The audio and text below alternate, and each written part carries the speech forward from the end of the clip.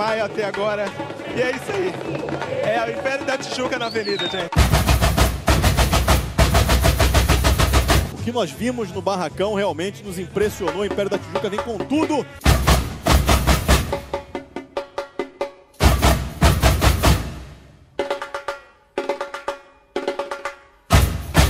Eu, quando fui ao Barracão, eu fiquei encantado com esse abre-alas, com essa África.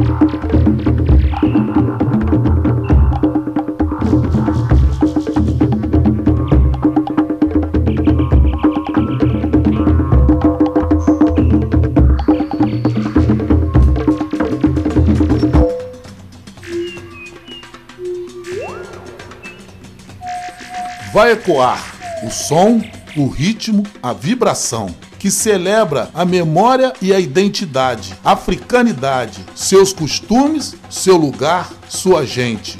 Em cada toque, desperta o sagrado à luz da religiosidade.